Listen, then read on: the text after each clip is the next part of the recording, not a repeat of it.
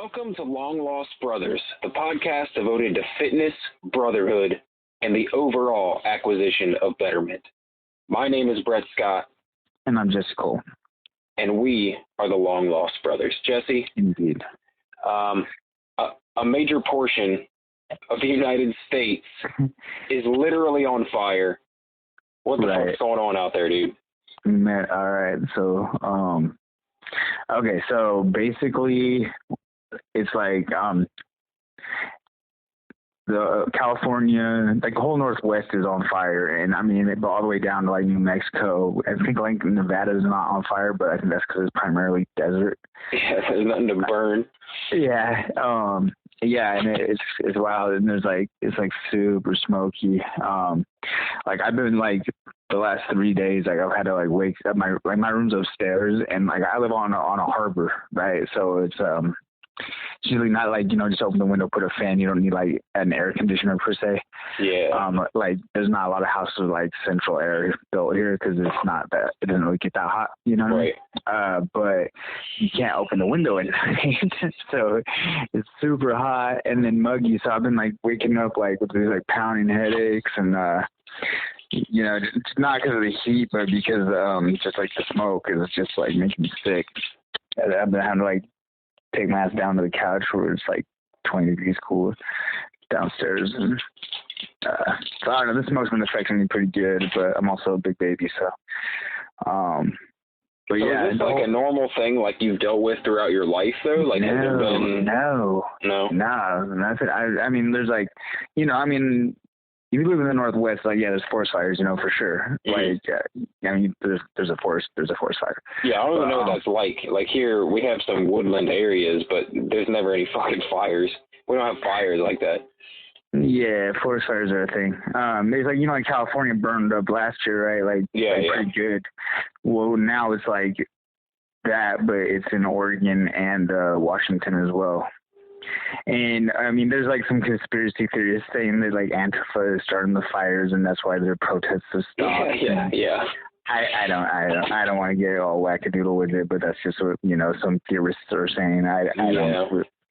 I think there is probably like a forest fire. There might have been some attribution of man-made problems with that. Oh, I'm sure. It usually, I mean, man is usually the cause of major disasters. Yeah, so I haven't been so the challenge last week was like stretching. I did stretch almost every day. I did fail to stretch 2 days, but I was not feeling so hot with all this bullshit going on. And I kind of just punked out. I'm not gonna lie about it. I was curious to how you did because. Not so bad. I mean, stretching ain't hard, just nothing to it. But it's more, I think, an exercise and consistency. You know what I mean? Yeah. And that actually is what made it challenging because, dude, I failed fucking miserably at this. I think there might have been one day where I actually did the whole 20 minutes, uninterrupted. The rest of the time I was like, all right, let's get into this stretching. And then something else would come up. And I'd be like, I'll come back to it later. I'm definitely way more stretched out than I was, though. I threw a little yoga mat out in my bedroom and I did some stuff and but I didn't work out this week. I just felt like dog shit until yesterday. Well, you couldn't run outside, right?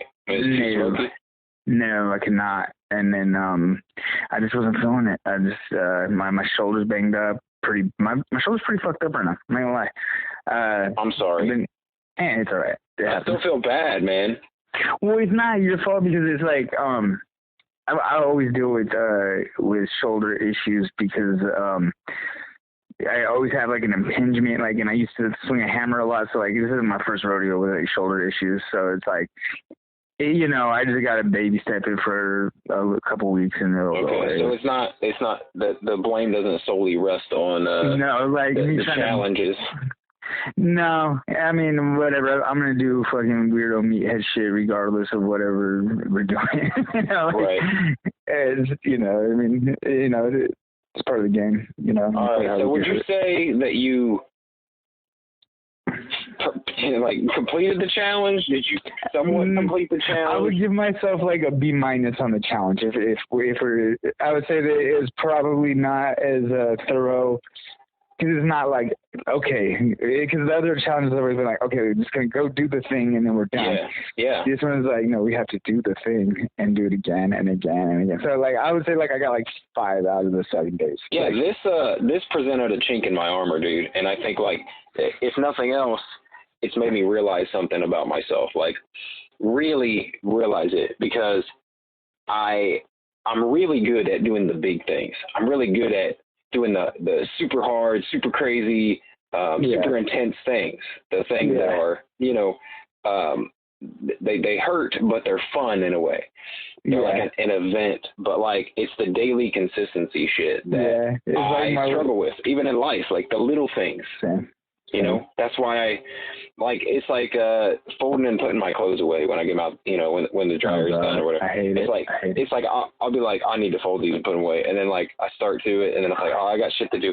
So I throw them in a pile, and then they get all wrinkled. And then what do you got to do? Like, you come back the next day.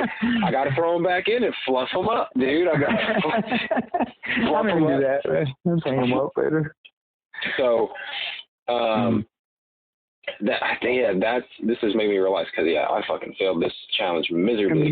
Me being hurt has been a motivator for me to stretch. Mm-hmm. Because like I'm like, oh, my knee hurts, my hamstrings are just smoked, like, so it's been quite a motivating factor for me to actually get it done. But a couple of days I was just like, I'm probably just gonna watch the boys and just sit here. Actually, you know what? Let me tell you something about so my son started school this week, like online school. Yeah. And so he didn't understand that, like, because there's like this list of things that needed to be completed by the next day, and he just thought like, oh, I'll just go down this list and do each thing, right? And so he clicks on like a math quiz, and he takes it, and it's like I think it's a 5-question quiz, right? Yeah.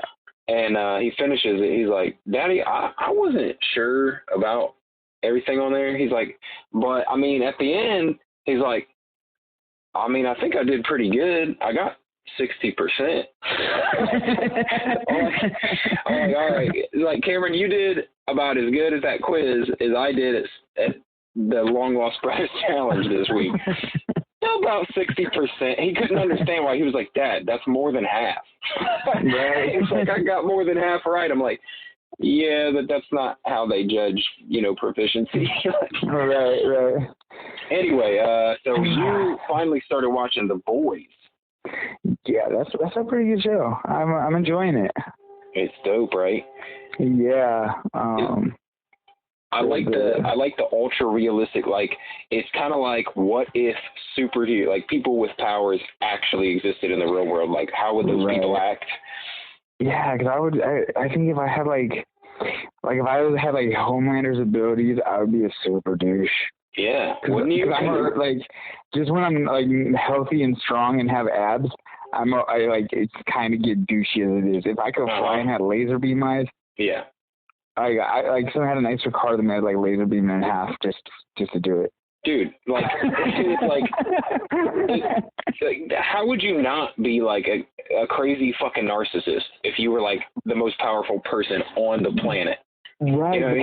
But then they also have that thing like the deep, where he's like all like feels like ashamed of himself because I'm not trying to give it away, but and initially you see him as like the biggest dirtbag, but then you kind of feel bad for him. Yeah, then you feel by the end you're like, fucking man, this dude's sad. This is a sad story. Right, it's like poor kid. Poor Deep. Yeah, but then he also got I don't want to go too much into it, but the minutiae, I don't want to give it away for people, but the Deep. Okay, so. Best characters out of the show is Huey, obviously, right? If you say so, man. Okay, I like Huey and Butcher, and then Butcher's great. You gotta like Butcher. Oh yeah, I mean, without a doubt. And then a lot of people said Butcher, that guy who plays Butcher. What the fuck's his name? Can't remember his name right now. Not a clue. But he's a pretty famous actor. But a lot of people have for years been calling for him to play Wolverine. Oh, I can see that. Yeah, that would be dope. But I think he's getting too old now. Like, And if he's Hugh a little Jackman, tall. yeah, if Hugh Jackman's too old, you know, it's like then you don't want to get at a guy in his 40s at this point. Like, you want to get a guy that's young. And Hugh Jackman's like, I think if they make that new Wolverine, they need to get a dude that's actually like Wolverine size. Like, Yeah, for real. They need to get a short little Jack dude. Yeah, like Tom Hardy. Maybe. A lot of people said Tom Hardy. They're like, no, Tom Hardy's Venom. It's like, yeah, now he's Venom. But Ryan Reynolds was also, Green Lantern. And but that's DC, man. You can't have them in the same universe. Yeah, but one's Sony and one is MCU. I mean, oh, get out of here! But Sony and MCU are the same thing right now. Just sort of. All right. So no, but I think Tom Hardy would maybe make a good Wolverine. I can see that. Yeah. It's just I'm one of those naysayers. Yeah, for sure. Are you? One of my friends was saying that they would like Shylaboof as Wolverine. Yeah, that's me, dude. Are you serious? Yeah, it's just because I think that kid can do anything, man. I call him a kid. He's like my age, but like I just think as douchey as he might be in real life, I think I think talked about this before. Yeah, I think as an actor, I think he's like extremely fucking talented, and like he's one of the crazy fucking method actors, dude. Like, you know, he just did this movie where he wasn't tattoos all over him. Yeah, he wasn't even the main character, bro. That's what's crazy about that. He was playing a side character. And he tattooed his whole body. He tattooed his chest the fuck up. He got like a full like stomach piece and everything. Dude, and I'm gonna say this. I'm a tattoo getting guy. Okay, I get a lot of tattoos. Mm-hmm. He got some sensitive spots tattooed up with a lot of ink in them. Yeah, dude. He took some torture for that. Yeah. I mean, you know, he got the solar plexus tattooed. That's a tender spot. So anybody that can do that kind of shit for a role, I feel like can play anything. Yeah. And I've seen some pictures of him where I'm like, yeah, I think he could play Wolverine. He'd have to put some fucking muscle on his frame, but I think he could do that too. If he can, you know what I mean? Yeah. Yeah. I guess if you had told me Hugh Jackman was gonna be Wolverine before he was Wolverine, I wouldn't have bought that either. Oh, no way. No fucking way. Like, for one, I didn't know who Hugh Jackman was. You know what I mean? When they first was like, Wolverine, played by Hugh Jackman, I'm like, okay, that's a new guy, right? But if you would have showed me, like, a movie or a play that he was in, because he's like a big Broadway guy. Yeah. Like, no way in hell would I be like, that's Wolverine for sure. Yeah, like The Greatest Showman, that's Wolverine? Huh, okay. Right. I still have not been able to watch that movie. Dude, have you ever seen The Prestige? Yeah. Whoa, dude. That's a good one. God, it's fucking good. And you got Wolverine and Batman as rivals in the same fucking movie. Yep. Yeah, dude. Hey, you didn't just say on your Prescott Daily podcast, so they're talking about bringing back Daredevil, but is that to the MCU? I didn't get a chance to listen to it. I was a little busy, but okay, so basically what's going on with that is Netflix has kind of had rentalship of the characters, and that runs out this year. I know. And so is that why they canceled all of them? Kinda, yeah. Well, Marvel will retain full ownership. They didn't renew the contract, so it wouldn't keep going. So if they would have made like another season, it would have been coming out like now or next year. They just wouldn't have been able to do it. So, but Marvel will retain, their ownership fully in December, and I guess there's been talks. See, it's kind of speculative, but there's been talks that Charlie Cox, who played Daredevil, who's the best fucking Daredevil like we've ever seen on screen. Yeah, and that he's been rumored to be meeting with them when that contract runs out. So that would be enjoyable. It would. Like, I wouldn't say they should drag all those characters, but they should just take him and reboot the series. They could take him, and I think they could take John Bernthal as Punisher. I thought that series was super good. I was talking about his the cast. No, I'm actually Okay, so I've talked about I have mental health issues, and sometimes when depression flares up, it makes it really hard to concentrate on like a TV show to watch it all the way through.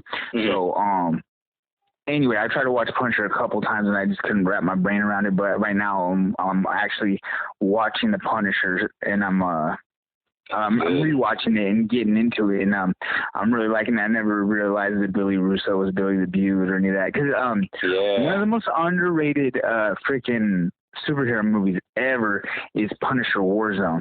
Yeah, and that has Jigsaw in it. Yeah, Billy the Beaut. Because it came out, it didn't. I think it was straight to video. I don't remember that going to theaters. And so really, I was like, this is gangster. Yeah, it was kind of overlooked, and it was like super overlooked. I was like, this fool is a savage. It's like, this is the Punisher we deserved. Yeah, it was the first time we got to see him like super brutal. You know what I mean? Yeah, because the other Punisher was like, I don't want to say they made him soft, but it was like, I don't know. And they had what's his name? They had Thomas Jane as the Punisher. Yeah, him. He's legit. Like, I'm not hating on him, but who's the bad guy? Dolph Lundgren. Oh, you're talking about in the Punisher. John Travolta was the bad guy. Yeah, it was I did horrible. not enjoy that at all. No, it was super cartoony. When they made it seem like it was going to be really like dark and badass, and then like it was cartoony as fuck. They had that dude come in. I don't know what character he is like in the comic books, but remember that dude that comes into his apartment and like beats the fuck out of him? That big giant dude. Yeah. Like that, but it was super cartoony. It was almost like played to laugh at. You know what I mean? Yeah. And like they have that dun dun dun dun dun dun while they're fighting, and it's like this is the Punisher. All right. Right, exactly. So the John Bernthal version, much like Daredevil is hands down the best of all those fucking shows on Netflix. But right next in line is the Punisher. Like Punisher's good as fuck. Yeah, it really is. And John Bernthal is like he's hella good actor too. Yeah, and he's killing it, and I'm really impressed with the Punisher thus far. What I've watched of it. Yeah, I think you really like season. Wait, are you in season 2? Yeah, I think I'm at the start of season 2 right now. So he's it's already showing him become Jigsaw. Billy Russo become Jigsaw. Oh no, I'm not there yet. Then no. Oh, cool. Sorry, I got sidetracked from the Punisher because the boys ad came up on Prime. I was like, oh yeah. Oh yeah. How far are you into this new season of The Boys? Are you like 2 episodes in? So okay. I'll probably rack. I'm on vacation this week, so it's about to get super dope with the new chick that's joining. Yeah, Stormfront. Yeah, she becomes like a central role in the next couple episodes. Yeah, I would imagine. I kind of seen that coming. She's all Pacific Northwesty, you know. So she's got like social justice warrior stuff going. Like it's funny, dude, because I'll only say this because I don't know where the series is gonna go. Yeah. But in the Boys comic book, the character of Stormfront was like a fucking crazy white nationalist. Really? Yeah, like hardcore. So I don't know where they're gonna go with this series. She's not this. She's got like half her head shaved, like she's like Portland, like they're going like opposite, like liberal, as my guess. I mean, we'll see what happens. I'm 2 episodes behind you, so I don't know what exactly is gonna happen. But catch up. You gotta catch up. Yeah, she's talking a lot of feminist shit already, and I mean, it's fine. Like I'm all for like. I get it. Yeah, they make her like super like SJW-esque. Yeah. Thus far, I don't know what's gonna happen. That show's full of plot twists and surprises, which is what makes it good. I don't like it. Like, I don't know. I know you tend to speculate, but with this show, I don't know. And I'm not familiar with the comic book at all, so. Yeah. Well, it seems, though, that the show is pretty not politically correct. Like, it's pretty fucking rough sometimes. So who knows? Yeah. Who knows what they're going to do? I mean, in the first 2 episodes, they fucking blew a dude up by putting plastic explosive up his asshole, so. Yep. And then, a dude got a blowjob to help him. Yeah. Like a sexual assault, like right. So yeah, the show's rough. It's just like I definitely have to press pause when the kids come in the room. It's not for children. Right. Yeah, like I always gotta tell the child, no, it's a scary movie you can't watch. Like Yes. So what was I gonna say? Okay, so have you read any more of switching gears a little bit? The book that we're reading, the No More Mr. Nice Guy. Yes. You finished it. I haven't finished it yet, but there was some key points that I was enjoying when I was partaking a bit of it yesterday. Overall, so far, the things that I'm enjoying from the book is just kind of overcoming any fears of what might happen. Is why people tend to fold and be nice and just whatever to keep the status quo instead of saying what's making them uncomfortable. Yeah, being afraid of change, I think. Yeah, and just holding that affirmation that I can handle whatever happens as a repercussion of me standing up for myself. And that's a powerful takeaway. I know that I've been a little harsh on this book, but I just didn't want to become a zealot of it immediately, because I just do that when I'll jump on a bandwagon when I'm reading a book and get my head super into that mindset. And it kind of overrides my actual opinion and my actual self-talk. Yeah, I feel you, dude. I read The Power of Now and I was a yogi for 2 months. Yeah. Read Extreme Ownership, and I'm just everything's my fault. I take full responsibility. Yeah. But sometimes most books like that, it's when you read it, you own a lot of that, and then you'll take that with you until you shift gears into the next book that you're supposed to read that's going to fall into your lap. Right. And that helps you transform into the man you're supposed to become. I think that's why. Yeah, I feel like you take the little things. The things that stick with you are the things you really needed. You know what I mean? A lot of times. Yeah. It's that collection of knowledge. You're a cup, and you're like a mixed drink, and everything you pour in you becomes part of that flavor that becomes you, right? All your experiences and all the knowledge you gather. So, it's important to make sure that you keep the flavor varied, and you maintain keep your idea, your recipe fresh and ever changing, so that you can evolve further. Yeah. So, this is, I don't want to be a cardboard cutout of Jesse from 2013. I want to be, an ever changing. I want to achieve my final form. Yeah.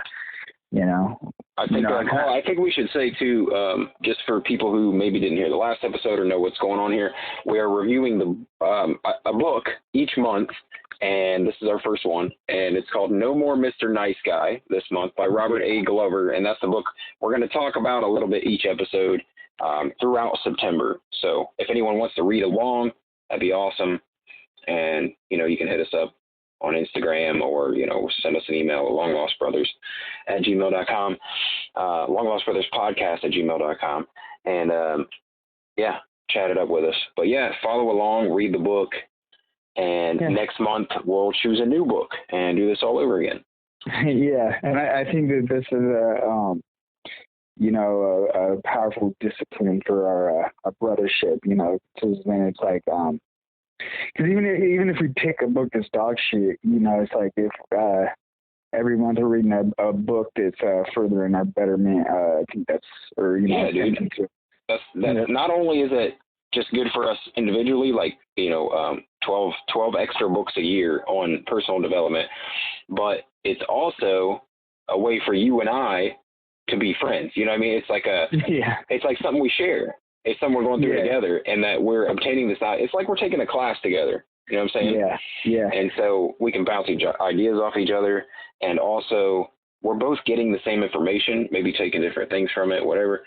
I might have some insights that you don't have, and you might have some that I don't have. Yeah. And I feel like review. Yeah, we can get more from the book if I take what you get from the book, and you take what I get from the book, you know what I mean, and add it to what you're already getting. And then anybody who wants to reach out to us might be like, hey, both of you guys are missing the trees from the fucking forest, Exactly. And that's a very welcome. Okay, so on this subject of what we're just talking about, collaborative learning and things like that. So when I first got clean and I moved out here to the west side of Washington, and I had a job that allowed me to listen to any book. I was driving, and I was doing production work. Where I was just basically listening to a lot of podcasts and a lot of audiobooks, because my job didn't really take my mind or my mouth. Just my hands and just, taking the next step or hitting the turn signal and hitting the gas. Right. So I would listen to these Harvard. You can listen to pretty much any Harvard lecture for free on YouTube. You just can't get like the work or the diploma from it, right? So I listen to all these lectures, and there's this guy that would talk about leadership. He kind of seemed like he was, he's probably a fucking genius, but he can seem like he's a really smart douchebag, but he's really smart. So I was listening to him, and this guy, he said that a friend, a true friend, is something he calls a beautiful enemy, and because they'll challenge your thought, and not in an attacking way, but in a way that will make you try to see things from every perspective. Yeah. And that is something that I've always, with my friends, they'll challenge my thoughts, and that's something that I when I know I have a good friend, because it's like, they aren't just going to say yes to make it a pleasant conversation. They might agree with me, but they'll tell me why, or they'll tell me why they don't, and then, we can dissect that further, And it's not like every friend you're going to fucking, dig deep into every topic on, but it's cool when you can, when you have a friend that can breathe some life into your dead thoughts that are no longer serving you, Yeah, like when I suggest to you that crazy ass Shylaboof should play Wolverine. And I think you should probably take a urinalysis and be tested for smoking crack cocaine. Well, there you go. We challenge each other's narratives. Yeah, that's a positive thing. You should always challenge your own narratives. You know what I mean? Yeah. Because a lot of times, because all that we know is what we've experienced. So it's like, yeah. You gotta especially take like with politics and everything. I stay away from politics because I just think that all of it's just like a whole load of dog shit. Mm-hmm. But yeah, and I know that we tend to not get into that stuff on here, and I don't want to start getting into it. But it's just like, there's times where I've gone both way, like either way, like super far, and then I just look back at those times like, man, how did I fucking drink the Kool-Aid so vigorously? Yeah, me too. Me too. Yeah, so now I'm just like like super moderate on like I'm purposely in the middle. Like I don't want to be on either side of the aisle or libertarian, or like I just want to take each thing and make the best choice on each topic as a person. Yeah, tough to do nowadays. Tough to do. Tough to be in the middle nowadays. Yeah, and everybody's mad at you because they're like, who do you want to be president? I'm like, nobody that's on the ballot. Right. The Rock. That's the only person. Yes. I'm down. You think The Rock would be like Homelander? If he was president? No. What do you mean? If he had powers? Yeah. Do you think The Rock is like Homelander? Like or do you think he really is like just genuinely? He probably is a genuinely good guy though. I think he's a genuinely pretty good guy, but I think he's like realized that he needed to be. Like I saw some, I don't know if it was an interview with him or what, or if it was just stories that I heard about him, but like early on in life he was a fucking dickhead, I guess. Like, oh really? Yeah, he played like back in the day when like as a teenager and like college, like he played football and shit, and he was like this big fucking jock, and I guess he had like a really shitty attitude a lot, and he took it upon himself to change that about himself because he didn't like it. Well, that's cool. Yeah, and that makes me like him even more. So I don't think it comes necessarily came easy for him, but I think he's developed into that person that he is now. Yeah, I do think he's pretty genuine. Yeah, and that's awesome. The Rock is who does not like The Rock? I don't know. You got to be dumb to not like The Rock. Sorry, if you don't like The Rock, just. This might not be the podcast for you. You're not good people. Sorry. Yeah. I wish The Rock was my dad. Not even for financial reasons. Oh yeah, I just want the mentorship of The Rock. Yeah, I wanted to make me, or at least as a workout partner. That'd be awesome. Rock, make us better men. Come on, man. Yeah. Right. All right, so. You want to go ahead and you want to know the challenge? Yeah, get laid on. The challenge. Well, what are we doing this week? Well, because you struggled a little bit with last week's challenge, and I struggled a bit with last week's challenge, I thought it might be good to challenge ourselves some more in kind of the same way. It's going to be another daily routine challenge where we have to implement something daily, and it'll tell if we can really do it. Like, yeah, okay, I'm going to be lucky because I don't even work this week, so okay. So now, I'll be fortunate. Now, I'm going to say, I don't think you'll have any issues with this, like with your shoulder or whatever. But if you do, then just do some alternative thing. It doesn't matter. It's more about doing the daily routine. The consistency? Yeah. Because clearly it's easier for both of us to just knock out one hard thing than to do daily easy things. So myself especially, I figured like this is a good challenge. Anyway, this is called the Wake Up 100. Oh, no. Yeah, so no, it's not hard. It's not hard. It's just going to be a daily thing. So this is upon waking up, before you do anything else, you got to do these 4 sets of exercises. Oh. Yeah. 25 push-ups. Okay. 25 bodyweight squats. Okay. 25 sit-ups. Okay. 25 walking lunges. Okay.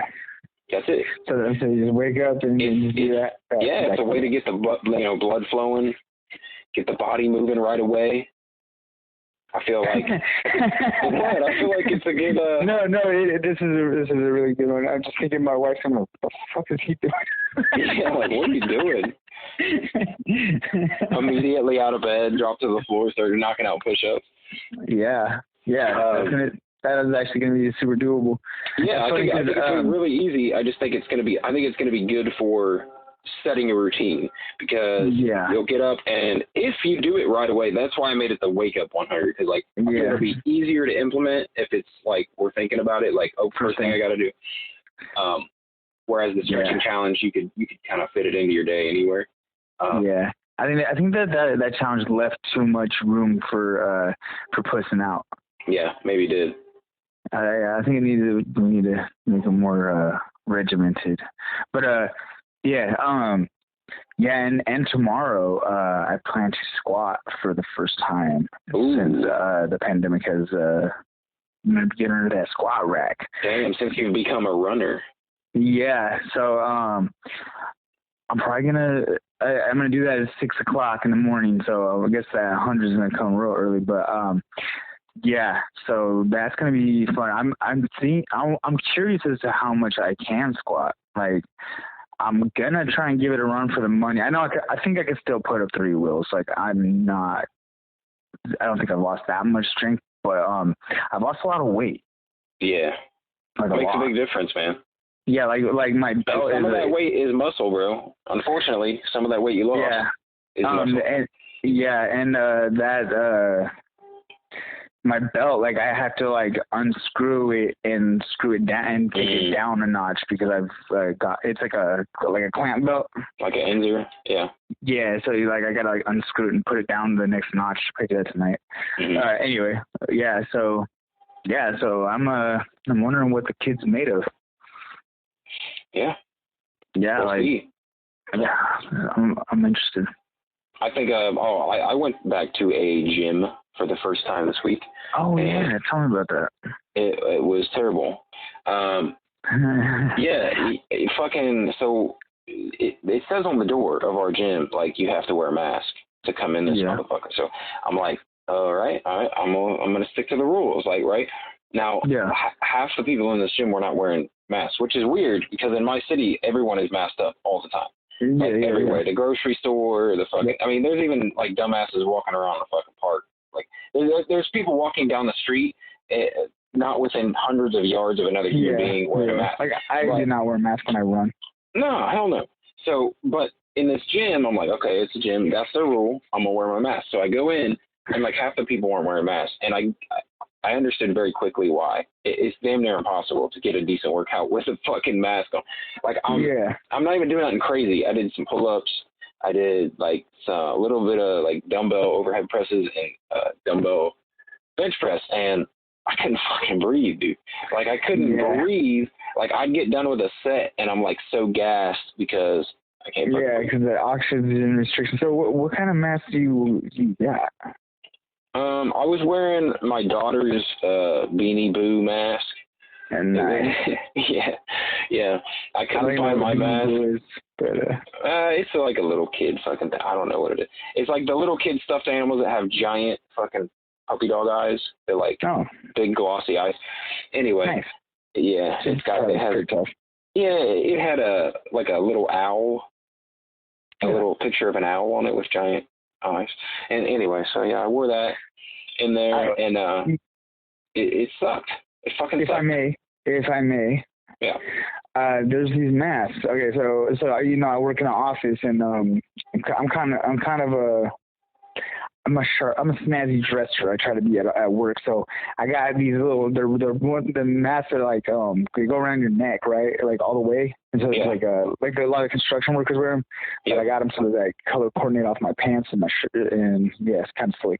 But anyway, those are not bad because you can like double them up to make them like actually thick. And like, that's what I do when I'm like going out somewhere in public. But like when I'm like in my office and like somebody that I'm going to be in close proximity of all day. And it's like, if I'm going to be around them and they have COVID, I'm going to get it too. So I'm just like, but you can breathe in it pretty good. Yeah. So I've noticed that the cloth masks are the worst, like the fucking worst. Like if you get a straight cotton mask, you know, the kind you get that t-shirt on your face. Yeah, like the kind that you can wash and reuse type.